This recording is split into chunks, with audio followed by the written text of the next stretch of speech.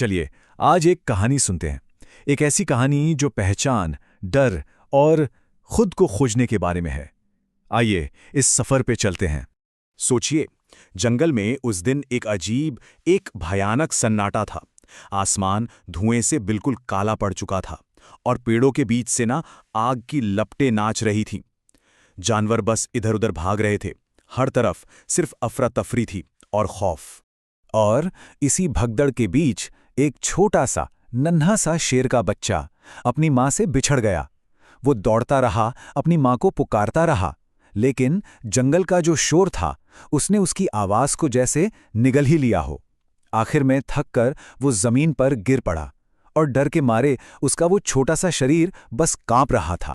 कुछ देर बाद ना उसे दूर से कुछ हलचल सुनाई दी। देखा तो एक झुंड था, भेड़ों का झुंड। सारी भेड़ें डरी हुई थीं, एक दूसरे से बिल्कुल चिपकी हुई, हर छोटी मोटी आवाज पे चौकन्नी हो जाती थीं। शेर का बच्चा धीरे धीरे उनके पास गया। भेड़ें उसे देखकर एकदम से रुकी, लेकिन उसने हमला नहीं किया। क्यों? क्योंकि वो भी तो डरा हुआ था, बिल्कुल उनकी ही तरह। और बस इसी अपनेपन ने भेड़ों को उसे स्वीकार करने पर मजबूर कर दिया। और बस यहीं से उस शेर की जिंदगी एक नए झुंड में शुरू हुई, एक ऐसी पहचान के साथ जो उसकी अपनी थी ही नहीं। अब समय बीतता गया और वो छोटा सा शावक धीरे धीरे बड़ा होने लगा। उसका शरीर मजबूत हो गया, पंजे भारी हो गए और दाढ़ें वो तो एकदम नुकीली हो गईं। मतलब बाहर से देखने में वो पूरी तरह से एक शेर बन चुका था। लेकिन एक बहुत ही अजीब बात थी।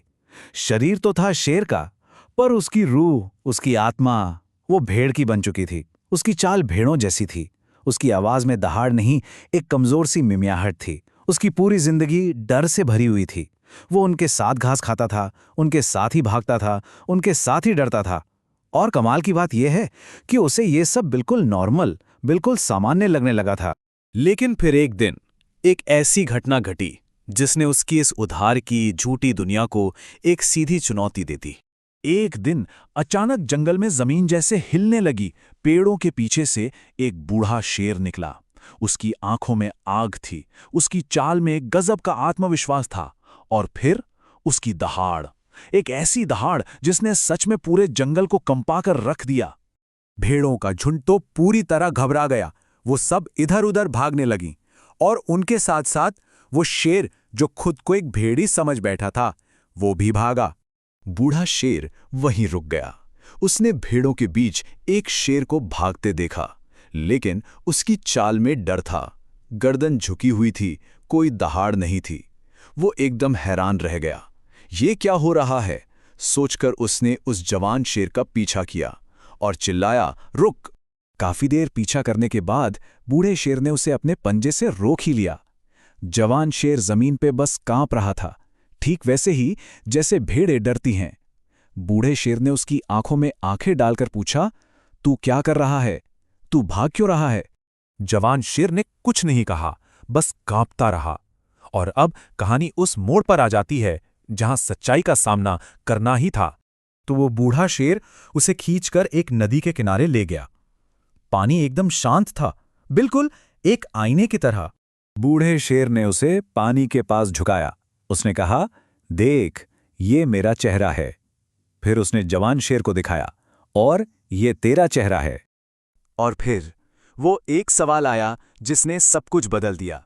बूढ़े शेर ने पूछा, अब बता मुझे, तू क्या है? और उस एक सवाल ने एक ऐसी चिंगारी जला दी जो ना जाने कितने सालों से अंदर ही अंदर दबी हुई थी।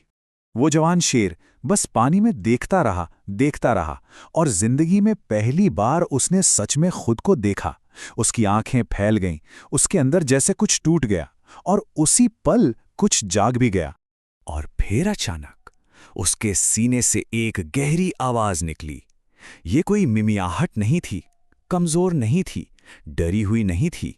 ये एक दहाड़ थी, एक असली दहाड़ जिससे पूरा जंगल गूंज उठा। उसी पल वो शेर बन गया। कोई नया शेर नहीं, बल्कि वही शेर जो वो हमेशा से था। तो ये थी कहानी। अब चलिए इस कहानी का आईना जरा अपनी ओर मोड़ते हैं। तो इस कहानी का सच क्या है? देखिए, वो शेर कमजोर नहीं था, वो तो बस भूला हुआ था। वो एक झूठी जिंदगी जी रहा था। क्यों? क्योंकि वो भेड़ों के बीच पला बढ़ा था।